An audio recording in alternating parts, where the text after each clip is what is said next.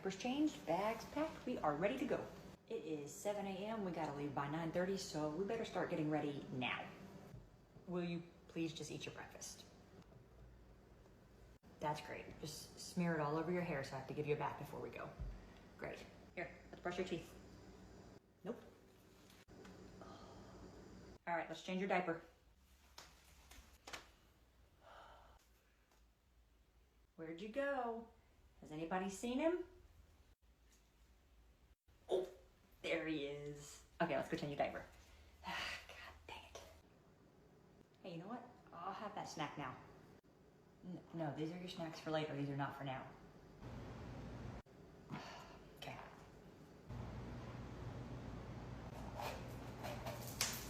All right, let's get your shoes on. Just kidding. Are you pooping right now? We're about to walk out the door. Of course you are. Well, we're already late, so doesn't matter. I'm a couple days postpartum with my second, and here's some labor and delivery tips you might not know about. First up, if you're having a C-section like I did, bring gum with you. Your hospital may know this trick like mine did and give you gum, but in case they don't, bring some with you. But as you know, with a C-section, your insides get a little bit rearranged. So if you eat gum before you eat food, it helps your digestive system get back on track because gum kind of mimics food without actually being food. Also with a C-section, the sooner you can walk, the better you will feel. Don't push it, don't overdo it, but just little walks here and there will make you heal faster and feel better faster. Buy the little miniature cans of prune juice and drink them because the stool softeners they give you, they are not gonna cut it. You're gonna want something more, trust me. And the last thing you want is a difficult bowel movement after you've just had all that going on downstairs. If you cannot go to the bathroom after they remove the catheter, I have had issues with this with both of my children. It took hours upon hours for me to go to the bathroom. Stand in the shower if you can tolerate it with the water running and pretend like you're blowing through a straw. Just, it helped me tremendously. If you're starting solid food with your baby soon and you're really nervous about the allergen foods, let me share with you some things I've learned. And just so you know, I am not a doctor. I am just a mom who learned from my son who had some issues with allergies with food when he was a baby. So if you have any concerns, please consult your pediatrician or an allergist. First, I hear a lot of people say, I'm gonna go give my baby peanuts in the hospital parking lot in case they have a reaction, but it typically is not the first time that they have a reaction to food. It can be the second, the third, the seventh. So unless you're willing to go sit in that parking lot 7 times, it's really not gonna help you. Second, skin reactions and allergic reactions are different. So for my son, when he first started having eggs, anywhere the eggs touched, he would break out in a rash like on his arms. But if he consumed them without them touching him at all, like we just straight fed them to him or put a bib on him that covered his whole body, he wouldn't break out. He was totally fine. So don't confuse a skin rash to an allergic reaction. And with that, some people will say, oh, just rub it on their skin to see if they're allergic. So that's why that doesn't work. And third, just because you tried them a couple times and you're like, they're good, you know, they had eggs 3 times in a row and they didn't have a reaction, keep giving it to them frequently. Don't think just because you've had them 3 times, you don't have to do them now for the next few months. Just keep giving them the allergen foods as often as you can because it's better for them. It will help them prevent getting an allergy in the future. So in my son's case, my allergist was like, don't stop giving your son eggs because his arms are getting a little bit of a rash on him. Keep giving them. The more you expose them to him, the better he will be because he's not having a true allergic reaction. And that was true. He no longer is affected by eggs touching him. So I hope some of that information helps. Mommy, I want mac and cheese, please. Okay, I'll make you mac and cheese. I'm about to start prepping lunch right now. And watermelon. Watermelon too. You got it. All right, buddy, here's everything you asked for. What's this? It's mac and cheese, what you asked for. It's yucky. Then don't eat it, buddy, but it's the same mac and cheese you always eat. It smells like watermelon. It smells like watermelon because there's watermelon on your plate. I want different watermelon. I don't know what that means, but I don't have different watermelon. I don't like it. Of course you don't. It's only your favorite food. Why would you? I'm all done.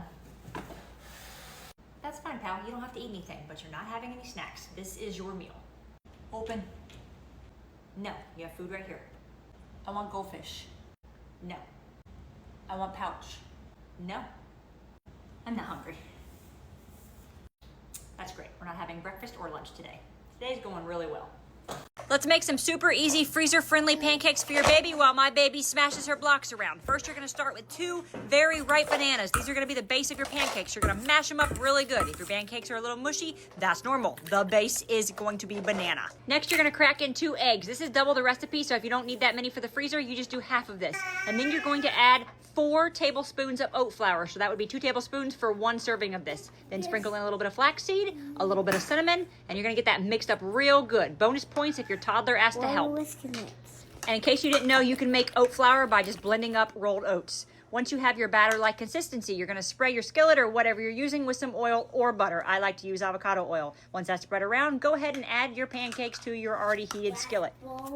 I give these things about 2 minutes and then I very gently flip them over because they will be really mushy with that banana base. And there you have it, soft, easy breakfast for your baby. Mommy, can I listen to Sweet Pot of Tot? I'm sorry, what? Sweet Pot of Tot. I don't know that song. Can you sing it?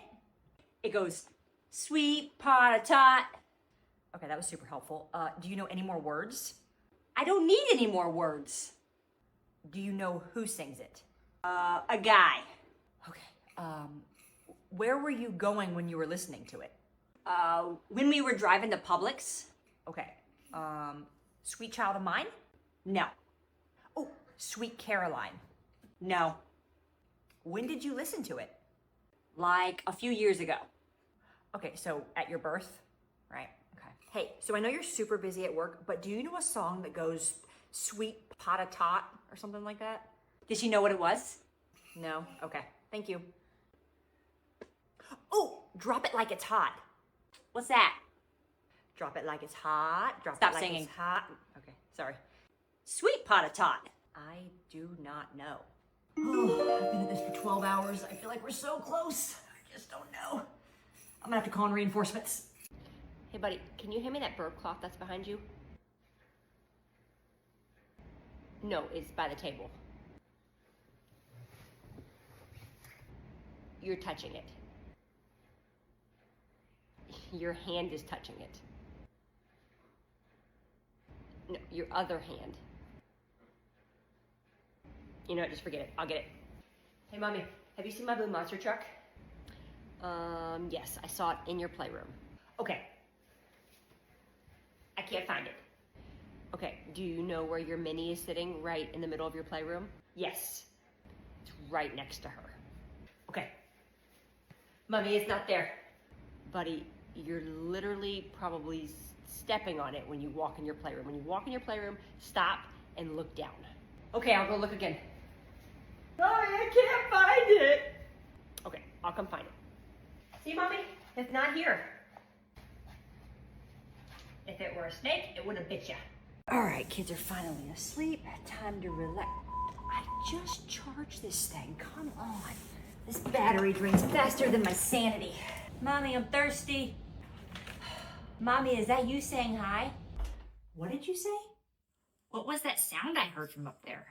The old monitor's glitching again? No, I'm done with this. I'll get it!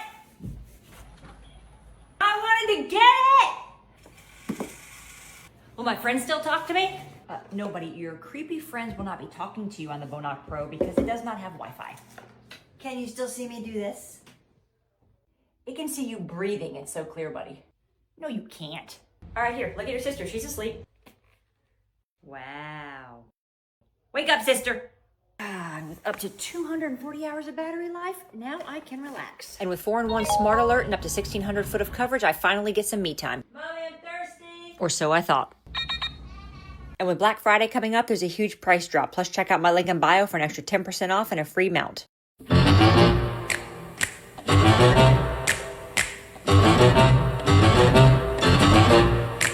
If you're a first-time or expecting parent, here's something I want you to know coming from a second-time mom that might save both you and your baby sleep. In their first few months of sleep, until their sleep changes to more like adult sleep, they are going to sound like little T-Rexes when they sleep. They're going to sound like they're really struggling to poop, and you're going to be like, there's no way they're sleeping, but most likely they are, I can promise you that. And sometimes they even cry. They will let out cries in their sleep. So when you jump out of bed to check on them, I still do even with my second, I have a little light I turn on my hatch. It's just red, dim, just enough so that I can see, not enough to wake my daughter up. But give it a second, look at them and see if their eyes are open. And if you see them settle or their eyes aren't open, they don't seem in distress, they're not getting louder with their noises. They may seem in distress because that's what the noises sound like, but they're not getting louder. It's not getting increasing with agitation. They're probably still sleeping. And usually after I look at her for like 15 seconds, she stops making noises and she's back asleep. Like last night, she was making them at 2 a.m. So I jumped up to see if she was actually awake, and she wasn't. So I laid back down, and next thing I know, I was waking up at 5 a.m. to her actually crying because she was hungry. So just do both of you the favor and wait a minute, because my poor son, my firstborn, and the amount of times I probably woke him up to feed him because I thought he was awake and he was not.